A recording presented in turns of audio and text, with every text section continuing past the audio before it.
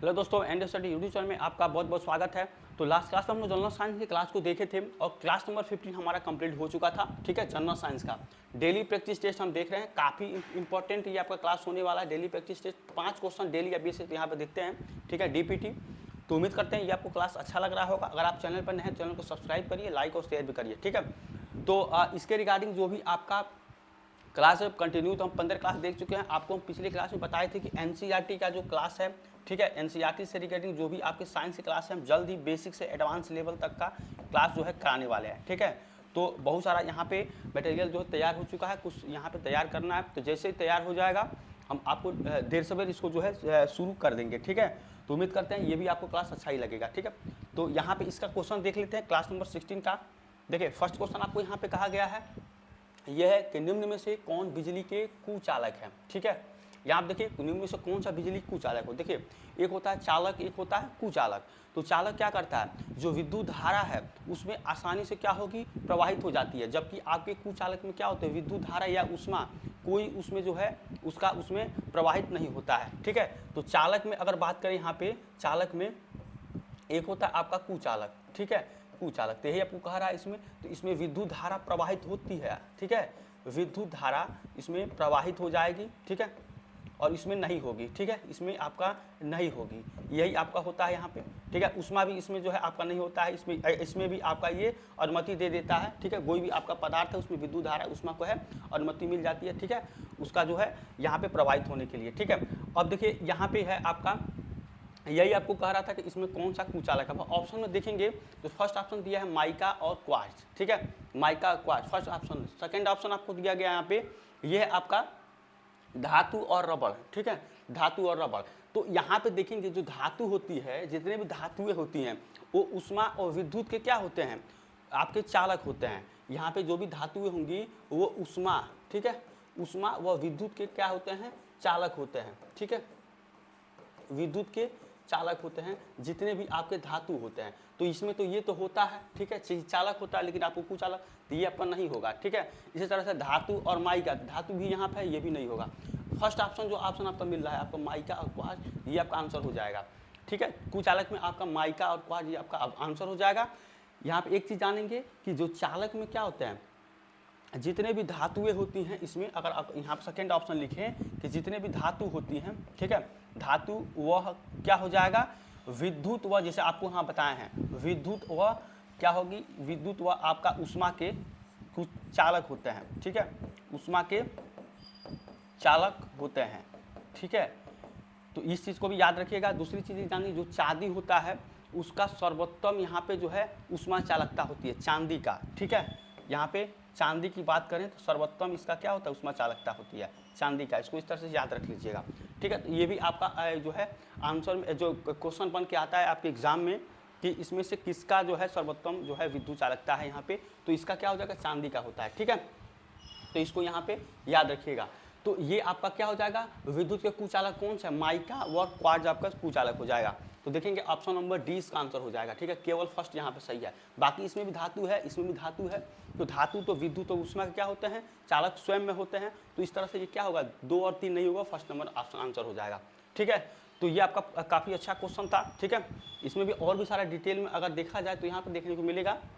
देखिए, जब हम एनसीईआरटी क्लास जब हम लेंगे, ठीक है, उसमें और भी सारे आपको जो है इसी क्वेश्चन के आधार पे हम उसको जो है सेट कर रहे हैं, ताकि आपको जो है इस क्वेश्चन जब सॉल्व किए रहेंगे तो आपको वहाँ से अच्छे समझ में आएगा। और हम भी जो कहने में कहेंगे कि आपको देखिए इस तरह का क्वेश्चन आपको देखने को मिला था।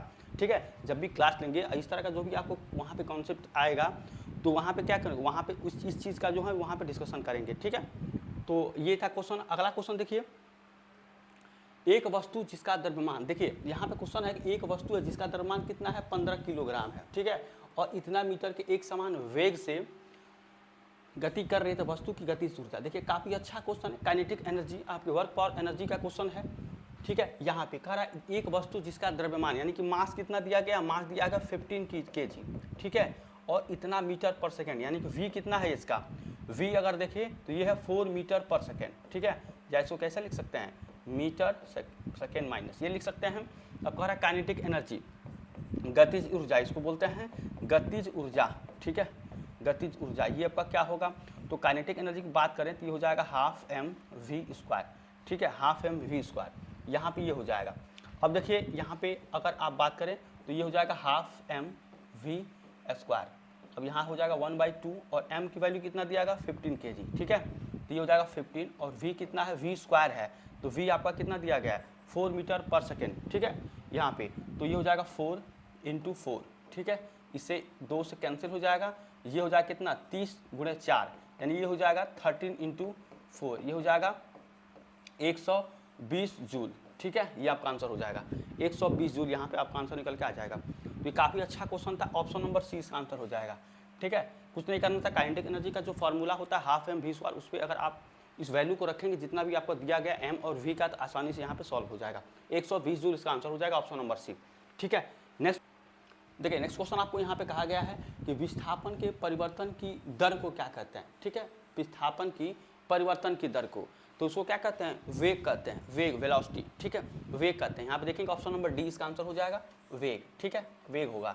और वेग क्या होता है, वेग की बात करते एक अपना सदिश राशि भी होती है, ठीक है, आपको क्वेश्चन में ये भी जो है क्वेश्चन के फॉर्म पूछता है, इनमें से कौन सदिश राशि है, इनमें से कौन अदिश राशि है, कौन इसमें से है जो आपका सदिश राशि नहीं है, मतलब बहुत सारा वेग होगा, चाल होगा, दूरी, कुछ भी आपको यहाँ पर दे सकता है, तो इसको याद रखेंगे, ये आपका क्या होता है, सदिश राशि। वेग एक सदिश राशि होती है, ठीक है, इसका मात्रक क्या होता है, अगर मात्रा की बात करें तो मीटर पर सेकेंड होगा, ठीक है, या इस कई जगह आपको इस तरह से देखने को मिलेगा, इस तरह से, ठीक है, तो ये अभी आपका आंसर हो जाएगा, ठीक है। और जो ये आपका वेग होता है ये धनात्मक, ऋणात्मक व शून्य तीनों हो सकता है, ठीक है, इसका मान जो है ये धनात्मक, ठीक है, ऋणात्मक, ठीक है, ऋणात्मक व शून्य तीनों में से कोई भी आपका ये हो सकता है, ठीक है, धनात्मक, ऋणात्मक व शून्य तीनों में से कोई भी यहाँ पे हो सकता है वेग का। तो ये आपका वेग से रिलेटेड था कि सदिश राशि है, मात्रक आपका मीटर पर सेकेंड स्क्वायर होगा, ऋणात्मक ये शून्य आपका हो सकता है, ठीक है। एक और आता है औसत चाल, एवरेज स्पीड, ठीक है, तो अगर औसत चाल की बात करें यहाँ पे औसत चाल कि कितना होता है 2v1 v2 by v1 plus v2, ठीक है, ये किस तरह से होता है, दो चाल अगर दिया गया है, ठीक है, तो वहाँ पे आप औसत चाल या तो डायरेक्ट पूछता है, नहीं तो कई बार आपको क्वेश्चन में खुद से सॉल्व करना पड़ता है, ठीक है, तो बहुत सारे यहाँ पे कॉन्सेप्ट है, फिलहाल आपको ये अब वेग यहाँ पे देखना था, ठीक है, तो ये आपका सदिश राशि होता है, मात्रक ये है, तो ये काफ़ी अच्छा क्वेश्चन था। आपको थोड़ा सा अगर कॉन्सेप्ट क्लियर नहीं है तो क्वेश्चन गलत, बहुत सारे लोग गलत कर देते हैं यहाँ पे, ठीक है, तो उम्मीद करते हैं इस तरह क्वेश्चन आप जब भी आपको एग्जाम देखने को मिले तो आपसे गलत ना हो, ठीक है। यहाँ पे त्वरण है एक्सीलरेशन, ये क्या होता है, वेग परिवर्तन की दर। अगर त्वरण की बात करें यहाँ पे तो क्या हो जाता है, ये होता है वेग परिवर्तन की दर, ठीक है, परिवर्तन की दर आपका क्या कहलाती है, त्वरण कहलाती है, एक्सीलरेशन इसको कहते हैं, ठीक है। इस तरह से बहुत सारे कॉन्सेप्ट है, जैसे v/t ये आपका क्या हो जाएगा, ये वेग है, परिवर्तन की दर आपका a से रिप्रेजेंट करते हैं त्वरण को, त्वरण किससे रिप्रेजेंट करते हैं, a से, और इसका मात्रक क्या होता है मीटर पर सेकेंड स्क्वायर, मीटर सेकेंड -2, ठीक है। तो इस तरह से बहुत सारे आपको जो है यहाँ पे कॉन्सेप्ट है, जब भी हम एनसीईआरटी क्लास देखेंगे तो अच्छे से देखेंगे, ठीक है। तो ये क्वेश्चन था, आंसर इसका आंसर हो जाएगा ऑप्शन नंबर बी, डी।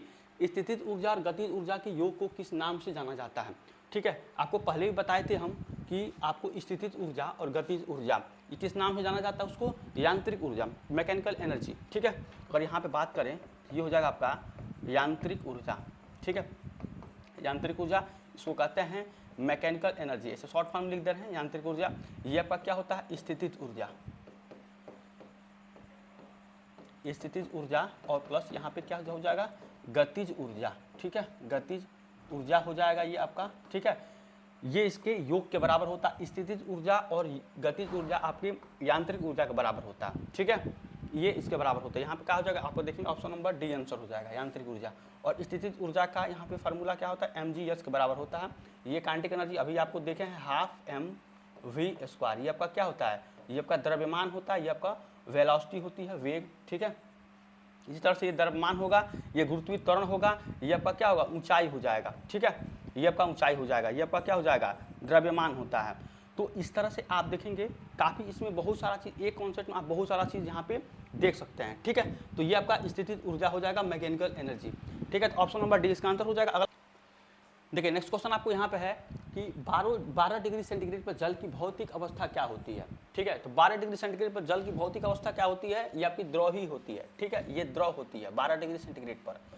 अगर 0 डिग्री सेंटीग्रेड पर बात करें तो ये क्या होती है, ये बर्फ बन जाता है। ठीक है, ये बर्फ आपका बन जाता है, इसको याद रखेंगे, ये बर्फ बन जाता है। ठीक है, और यहाँ पे 100 डिग्री सेंटीग्रेड पर क्या होता है, जल जो है आपका उबलने लगता है। ठीक है, ये भी आपको जो है पॉइंट है, उबलने लगता है। ठीक है, इसको याद रखेंगे। और क्या होता है यहाँ पे एक चीज़ और होता है, 4 डिग्री सेंटीग्रेड पर बात करें, 4 डिग्री सेंटीग्रेड पर तो आपका जो यहाँ पे द्रव का जो घनत्व होता है वो अधिकतम होता है। अगर घनत्व की बात करें ये अधिकतम, देखिए क्वेश्चन ये आपका बनता है एग्जाम में, आप देखेंगे इस तरह से क्वेश्चन बन के आता है कि किस डिग्री सेंटीग्रेड पर आपका जल का घनत्व एक मैक्सिमम होता है, अधिकतम होता है। तो घनत्व यहाँ पे क्या होता है, अधिकतम होता है 4 डिग्री सेंटीग्रेड पर। ठीक है, तो ये भी आपके काफ़ी इंपॉर्टेंट, वन लाइनर की बात करें तो ये बहुत काफ़ी इंपॉर्टेंट क्वेश्चन, जब भी हम एनसीईआरटी क्लास जब यहाँ पे लेने वाले हैं तो ये सब सारे एक पॉइंट जो आपके जो हैं वन लाइनर, इसको जो कॉन्सेप्ट के बाद हम जो है उसको यहाँ पे आपको नोट्स में बनाने वाले हैं। आप प्रॉपर तरीके से नोट्स बनाइएगा। ठीक है, क्योंकि ये आप देखेंगे आप कहीं भी पढ़ रहे हैं आप नोट्स जरूर बनाइए, क्योंकि ये आपके लिए एग्जाम में बहुत ज़्यादा हेल्पफुल होगा। हम भी आपको बार बार जो है यहाँ पे जो है इंडिकेट करते रहेंगे कि भाई आपको यहाँ पे इसको लिख लेना है। ठीक है, तो कोशिश करेंगे आपको बेहतर से बेहतर रिजल्ट देने की, यहाँ पे कि बेहतर से बेहतर क्लास देने की। ठीक है, जब क्लास आपको बेहतर मिलेगा तो रिजल्ट भी अच्छा मिलेगा। ठीक है, तो ये सब सारे आपके पॉइंट थे कि 4 डिग्री सेंटीग्रेड का तो घनत्व अधिकतम होता है। तो ये क्या हो जाएगा कि 12 डिग्री सेंटीग्रेड जल की भौतिक अवस्था क्या हो जाएगी, ये आपकी द्रव होती है। ठीक है, ऑप्शन नंबर सी इसका आंसर हो जाएगा। ठीक है, काफ़ी अच्छा क्वेश्चन था यहाँ पे। इस तरह के क्वेश्चन आपको जो एलपी में पूछता है, देखिए जितना भी क्वेश्चन पूछा गया सब एलपी में है। ठीक है, यहाँ आप देखेंगे ये भी आपका पूछा गया है, ये भी पूछा गया है। ठीक है, तो ये सब सारे क्वेश्चन जो है आपका पूछा गया है। ठीक है, तो ये था हमारा आज की क्लास। अगर आपको आज की क्लास अच्छा लगा है तो चैनल को सब्सक्राइब करिए, लाइक करिए और शेयर करिए। ठीक है, और कोई भी क्यूरी है तो आप कमेंट करके पूछ सकते हैं, सजेशन देना है दे सकते हैं। ठीक है, तो इसका जो नेक्स्ट पार्ट हो क्लास नंबर 70 हम नेक्स्ट क्लास में देखेंगे। ठीक है, तब तक के लिए थैंक यू सो मच।